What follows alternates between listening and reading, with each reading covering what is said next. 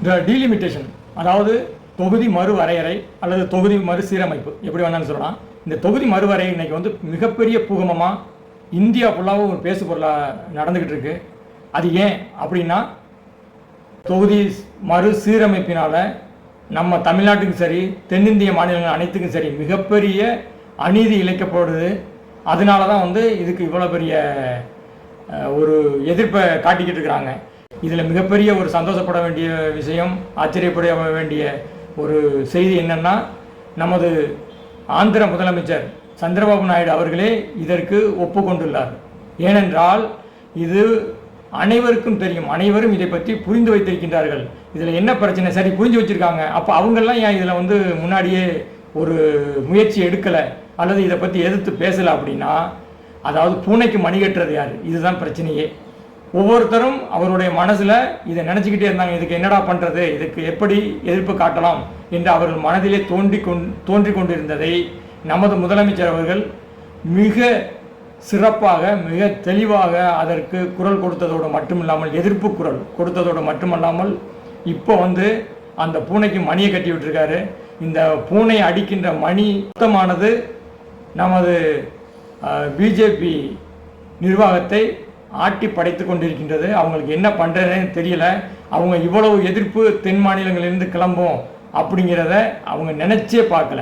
இன்றைக்கு ஏறக்குறைய இதுவரையிலும் ஒரு 16-17 கட்சிகள் இதற்கு வந்து ஆதரவு தெரிவிச்சிருக்கிறதா கேள்விப்படுறோம். சரி, அப்படி என்னதான் இருக்குது இதில் வந்து ஒரு எதிர்ப்பு தெரிவிக்கிறதுக்கு, அல்லது வந்து பிஜேபி கொண்டு வர இந்த திட்டத்தினாலேயே வந்து நமது முதலமைச்சர் அவர்கள் வந்து எதிர்க்கிறாரா? இதை பற்றி இந்த வீடியோவில் பார்ப்போம். குரலற்றவன் குரலுக்காக உங்கள் அபுவின் வணக்கங்கள். இப்போ அண்ணாமலை அவர்கள் வந்து ஒரு பேட்டி கொடுத்திருந்தார் ஒரு வாரத்துக்கு முன்னால். அந்த பேட்டியில் என்ன சொன்னார் அப்படின்னா, மும்மொழி கொள்கையின் தோல்வியினால், அதாவது மும்மொழி கொள்கை என்று பேசி மக்கள் அதனை காது கொடுத்து கேட்காதனால தமிழ்நாட்டு முதலமைச்சர் மு.க. ஸ்டாலின் வந்து இதை மடைமாற்றுகிறார். இந்த பிரச்சனையை தொகுதி மறுவரை பற்றி யாருமே பேசலை, இவர் தான் மடைமாற்றாரு அப்படின்னு சொன்னார். ஆனால் அதற்கு மறுநாளே நமது சிவராத்திரிக்கு ஈஷாவிற்கு வந்திருந்த மத்திய உள்துறை அமைச்சர் அமித்ஷா அவர்கள் இதை போட்டு உடைச்சிட்டாரு. என்னன்னா, இந்த டீலிமிட்டேஷனால் தமிழ்நாட்டுடைய ஒரு தொகுதி கூட குறைக்கப்பட மாட்டாது அப்படின்னு அவர் வந்து அந்த சிவராத்திரி விழாவில் வந்து பேசுகிறாரு. அப்போ பாருங்க, இதில் வந்து அண்ணாமலை சொல்வது பொய்யா அல்லது ஒரு மத்திய உள்துறை அமைச்சர் அவர் சொல்கிறது பொய்யா?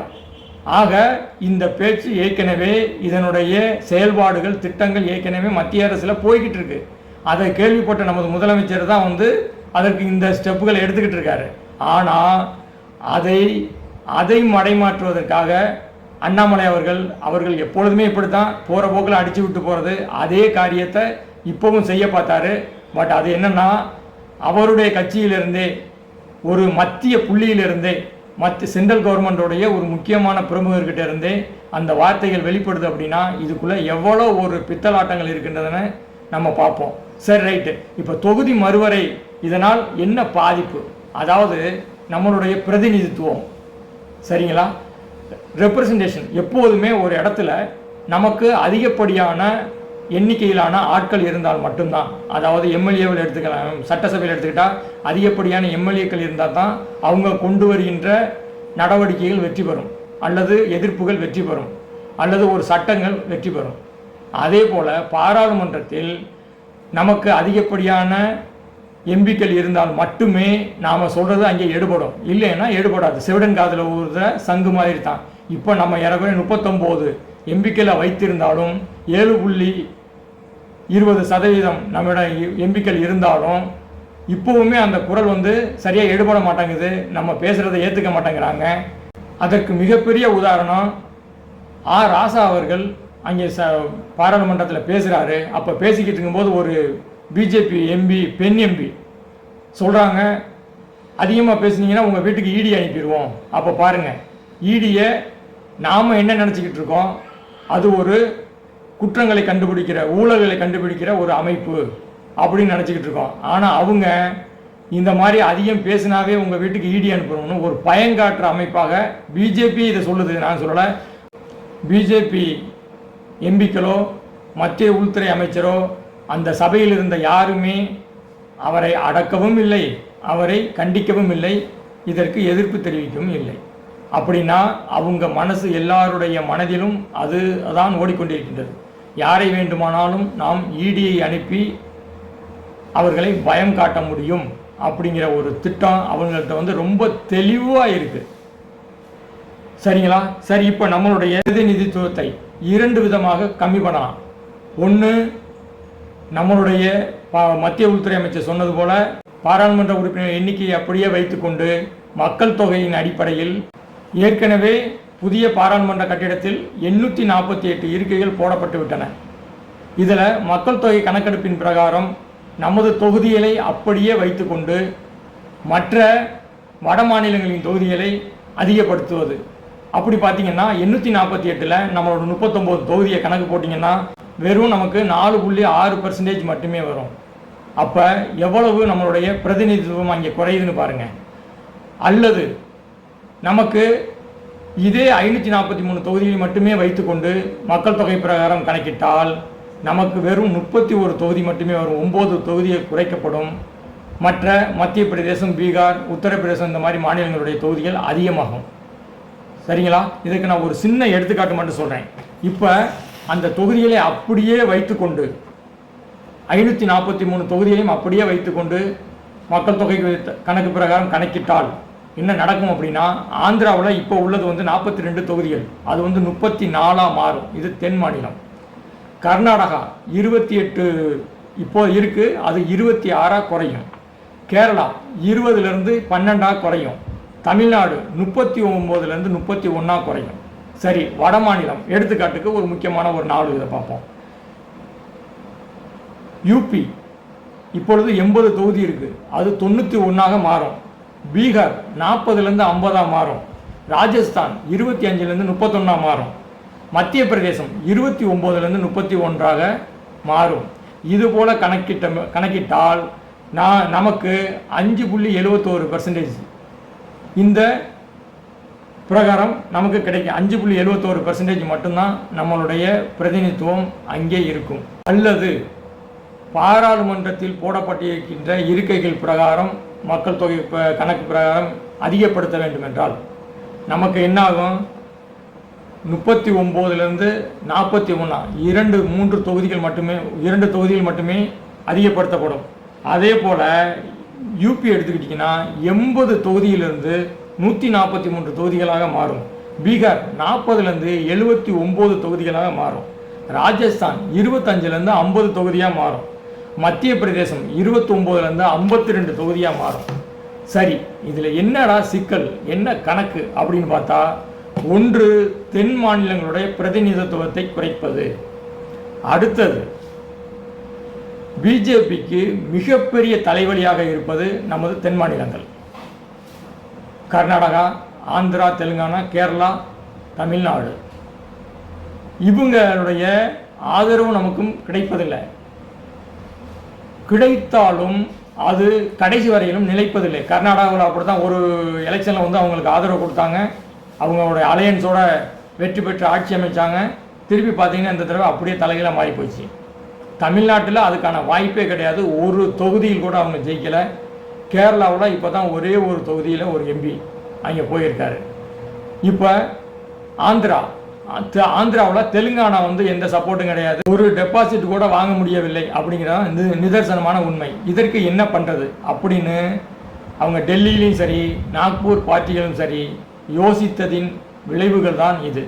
எதற்காக நமக்கு சப்போர்ட்டே பண்ணாத தென் மாநிலங்களை வளர்க்க வேண்டும், அவங்களை அப்படியே ஒதுக்கணும்னா என்ன பண்ணணும்னா வட மாநிலத்தில் உள்ள எம்பி சீட்டுகளை அதிகப்படுத்தணும். அப்போ என்னடா பண்ணுறது அப்படின்னா அவங்க எடுத்த முடிவு தான் இந்த தொகுதி மறுசீரமைப்பு. இப்போ புரியுதா உங்களுக்கு? சரி, ஆர்டிகல் 82 என்ன சொல்லுதுன்னு பார்ப்போம். ஆர்டிகல் 82 என்ன சொல்லுது அப்படின்னா, மக்கள் தொகை கணக்கெடுப்பிற்கு பிறகு தொகுதி மறுவரை செய்து கொள்ளலாம் அப்படிங்கிறதான் ஆர்டிகல் 82 சொல்லுது. சரி, மக்கள் தொகை கணக்கெடுக்கிறது நமக்கு என்ன பிரச்சனை? அங்கே தாங்க பிஜேபியோட ஒரு ராஜதந்திரம்னு அவங்க சொல்கிறாங்க. ஆனால் ஒரு கயவாளித்தனமே அங்கே தான் இருக்குது. என்னன்னு பார்த்தீங்கன்னா, முன்பு சுதந்திரம் வாங்கிய புதிதில் மத்திய அரசாங்கம் என்ன சொன்னிச்சு அப்படின்னா, நம்மளுடைய நாட்டில் மக்கள் தொகைகள் அதிகமாக இருக்குது, மக்கள் தொகை மிக வேகமாக வளர்ந்து கொண்டிருக்கின்றது, இப்படி போனால் பொருளாதாரத்திலும் முன்னேற முடியாது, நாம் பொருளாதாரத்திலோ மற்ற வகைகளிலோ நம் நாட்டை முன்னேறிய ஒரு நாடாக கொண்டு வர வேண்டும் என்றால் முதலில் மக்கள் தொகையை கட்டுப்படுத்த வேண்டும் அப்படின்னு சொல்லிட்டு இந்த மக்கள் தொகையை கட்டுப்படுத்துறதுக்காக ஏகப்பட்ட சலுகைகளை அறிவித்தாங்க. முதல் 2 குழந்தைகளுக்கு மட்டுமே மெட்டர்னிட்டி லீவ் கொடுக்க முடியும். அரசியல் வேலை பார்க்கின்ற பெண்களுக்கு மெட்டர்னிட்டி லீவ் வந்து முதல் 2 குழந்தைகளுக்கு மட்டும்தான் கொடுக்க முடியும். அதுக்கு மேலே குழந்தைகள் பெற்றுக்கொண்டால் அந்த லீவை எடுக்க முடியாது. அது அவர்களுடைய தனி விடுப்பாக சம்பளம் பிடித்தம் செய்யப்படுகின்ற விடுப்பாகத்தான் எடுத்துக்கொள்ள முடியும். அதே போல் உள்ளாட்சி அமைப்புகளில் போட்டியிடுவதற்கு 2 குழந்தைகளுக்கு மேல் இருந்தால் போட்டியிடுவதற்கெல்லாம் தடை செய்யப்பட்டது. இப்படியான அறிவிப்பெல்லாம் கொண்டு வந்து அதே போல் 2 பெண் குழந்தை பெற்று 2மே பெண் குழந்தைகளாக இருந்தால் அதற்கான சலுகைகள் இப்படியெல்லாம் நிறைய கொண்டு வந்தாங்க. சரி, நம்மளுடைய மத்திய அரசு சொல்லிவிட்டது, அது நமக்கும் நல்லது தானே என்று தென் இந்தியாவில் உள்ள மாநிலங்கள் அனைத்தும் இதனை முழு மூச்சாக இறங்கி நாம் இருவர் நமக்கு இருவர், நாம் ஒருவர் நமக்கு ஒருவர், இப்படியெல்லாம் ஒன்று அதனை மிக தீவிரமாக செயல்படுத்தி நாம் அதனை கட்டுப்படுத்தினோம். அதாவது குழந்தைகளின் பிறப்பு விகிதத்தை கட்டுப்படுத்தினோம். ஆனால் வட மாநிலத்தவர்கள் இதை பற்றி கவலையே படவில்லை, இதை பற்றி எதுவுமே சிந்திக்கவில்லை. அவர்களுடைய பிறப்பு விகிதம் மிகவும் அதிகமாகிக் கொண்டே போனது. இப்போ தான் இங்கே வந்து தென் தமிழகம் மாட்டிக்கொண்டது. அதாவது கவர்மெண்டுடைய பேச்சை கேட்டதற்காக நமக்கு இந்த தண்டனை, இதைத்தான் இப்போ அரசாங்கம் கேட்குது. உங்களுடைய பேச்சை கேட்டு நடந்ததுக்காக இதுதான் தண்டனையா? அதுவும் நமது தமிழகத்தில் நாம் இருவர் நமக்கு ஒருவர் என்று இருந்தது, நாமே குழந்தை நமக்கு ஏன் குழந்தை என்றெல்லாம் குழந்தையை பெற்றுக்கொள்ள வேண்டாம் என்றுடைய மென்டாலிட்டிக்கெல்லாம் வந்து போயிட்டாங்க. அந்த அளவுக்கு வந்து பிறப்பு விகிதம் நம்மளுடைய முதலமைச்சர் அவர்கள் மிகவும் வருத்தப்பட்டு சொல்லி கொண்டிருந்தார். 1.06% தான் நமது பிறப்பு விகிதமே இருக்குது அப்படின்லாம் பேச ஆரம்பிச்சிட்டாங்க. ஆகையினால இது மத்திய அரசினுடைய இந்த சட்டத்தை மதித்து நடந்ததற்காக நமக்கு கிடைக்கப் போகின்ற இந்த தண்டனை தான் இது. இதற்காகத்தான் கலைஞர் அவர்கள் நாங்கள் மத்திய அரசினுடைய பேச்சை கேட்டு மக்கள் தொகை கட்டுப்படுத்தியதால் எங்களை தண்டிக்காதீர்கள், எங்களுக்கு இன்னொரு 25 வருஷம் அதிகமாக கொடுங்க, இந்த மறுவரையறைக்கு எங்களுக்கு கேப்பு கொடுங்க அப்படின்னு சொல்லி போராடினார். அப்போ வந்து அவர்கள் அதை ஒப்புக்கொண்டு அந்த 25 வருடத்தை ஒரு கேப்பாக அறிவித்தார்கள். ஆனால் அதன் பிறகும் நம்மளுடைய மக்கள் தொகை அதிகமாகவே இல்லை. எனவே இப்பொழுது நமது முதலமைச்சர் என்ன கேட்குறாருன்னா, இன்னொரு 30 வருஷம் எங்களுக்கு இதிலிருந்து தள்ளி போடுங்க. அதாவது தொகுதி மறுவரை என்பது இதை பேஸ் பண்ணி, சென்சஸை பேஸ் பண்ணி வைக்காதீங்க அப்படின்னு சொல்லி எங்களுக்கு 30 வருடம் இந்த டீலிமிட்டேஷனை வந்து தள்ளி வைங்க அப்படின்னு தான் கேட்குறாங்க. டீலிமிட்டேஷனே பண்ணக்கூடாது அப்படிங்கிறது யாரும் சொல்லலை. நாங்கள் சென்ட்ரல் கவர்மெண்ட்டுடைய பேச்சை கேட்டு நடந்ததினால் எங்களுக்கு இது தண்டனையா? இதுதான் தென் இந்திய மாநிலங்கள் கேட்கின்ற கேள்வி. நமது முதலமைச்சர் இப்பொழுது செல்லுகின்ற இடங்களில் எல்லாம் முதலமைச்சரும் சரி துணை முதலமைச்சரும் சரி, குழந்தைகளை தள்ளி போடாதீர்கள், குழந்தை பிறப்பினை உடனே குழந்தைகளை பெற்றுக்கொள்ளுங்கள், குழந்தைகள் எத்தனை குழந்தைகள் வேண்டுமானாலும் பெற்றுக்கொள்ளுங்கள் என்பது போல் பேச ஆரம்பித்து விட்டார்கள். எல்லா திருமண நிகழ்ச்சியிலும் பார்த்தீங்கன்னா இதைத்தான் மெயினாக வச்சு பேசுகிறாங்க. அடுத்தது நாமளாவது இப்போ பேசுகிறோம்.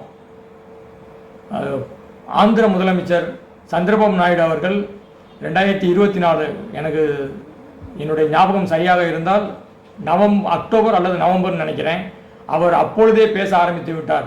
நீங்கள் எத்தனை குழந்தைகள் வேணாலும் பெற்றுக்கொள்ளுங்கள், குழந்தைகளை அதிகமாக பெற்றுக்கொள்ளுங்கள், உங்களுக்கு நாங்கள் எத்தனை குழந்தைகள் பெற்றாலும் மெட்டர்னிட்டி லீவ் தருகின்றோம். அதே போல உள்ளாட்சி அமைப்புகளில் 2 குழந்தைகளுக்கு மேல் இருந்தால் போட்டியிட முடியாது என்கின்ற அந்த கட்டுப்பாடினை தளர்த்துகின்றேன். எனவே நீங்கள் அதிகமான குழந்தைகளை பெற்றுக்கொள்ளுங்கள் என்பதை அவர் 4-5 மாதங்களுக்கு முன்பாகவே சொல்ல ஆரம்பித்து விட்டார். எனவே அதனை முன்பே தெரிந்துதான் ஒவ்வொருவரும் இதை பற்றி பேச ஆரம்பித்து விட்டார்கள். ஆனால் வெளிப்படையாக யாரும் இதை சொல்லவில்லை. ஏனால் மத்திய அரசு அறிவிக்காத வரை சொல்லக்கூடாது என்று இப்பொழுது மத்திய அரசு அறிவித்து விட்டது. அதனால் தான் நமக்கு மத்திய அரசு மேல் அந்த கோபதாபங்கள் திரும்புகின்றது. எனவே மக்களே, நீங்கள் நன்கு புரிந்து கொள்ளுங்கள். இந்த பிஜேபி ஆட்கள் பேசுகிறது போல இந்த மறுவரை என்பதெல்லாம் சாதாரண விஷயம் அல்ல. இதனால் பாதிக்கப்படுவது நாம தான். இப்போவே வந்து பார்த்தீங்கன்னா ஒரு வெள்ள நிவாரண நிதி கொடுக்க மாட்டேங்கிறாங்க, வந்து பார்க்குறாங்க, எல்லாம் உண்மைதான்னு சொல்லிட்டு போகிறாங்க, கொடுக்க மாட்டேங்கிறாங்க. ஒரு பேரிடர் நிதி கொடுக்க மாட்டேங்கிறாங்க. கல்வி நிதி, பட்ஜெட்டில் ஒதுக்கப்பட்ட கல்வி நிதியை தர மாட்டேங்கிறாங்க. மத்திய அரசுக்கு நம்மளுடைய பிரதிநிதித்துவத்தை, அதாவது எம்பிக்களுடைய இதை இன்னும் குறைத்து விட்டால் அவர்களுக்கு அங்கே கேள்வி கேட்பதற்கே ஆள் இருக்காது. அதனால வந்து நாம் ஈஸியாக எந்த செயல் திட்டத்தையும் செயல்படுத்த முடியும். இரண்டாவது, நமது ஒவ்வொரு பாராளுமன்ற எலெக்ஷன் வரும்பொழுது நாம் வந்து தென்னிந்தியர்களை நம்ப வேண்டியதில்லை. நமக்கு வட இந்தியர்கள் ஓட்டு போட்டால் போதும். வட இந்தியாவில் வந்து நமக்கு சப்போர்ட் பண்ணுற, ஏற்கனவே சொன்ன உத்தரப்பிரதேசம், பீகார், ராஜஸ்தான், மத்திய பிரதேசம், இந்த மாதிரி இருக்கின்ற குஜராத், ஏன்னா வந்து நமது பிரதமர் வந்து குஜராத்திலேருந்து வந்தவர், அதனால் குஜராத், இந்த மாதிரி மாநிலங்கள் நமக்கு சப்போர்ட் பண்ணால் போதும் அப்படின்னு அவங்க நினச்சிக்கிட்டு இருக்காங்க. ஆகையினால தான் இந்த திட்டத்தை கொண்டு வர்றாங்க. மக்களோட விழிப்போடு இருப்போம். இந்த மத்திய அரசின் செயல் திட்டங்களை முறியடிப்பதற்கு நாமும் அரசோடு சேர்ந்து செயல்படுவோம். நன்றி, வணக்கம்.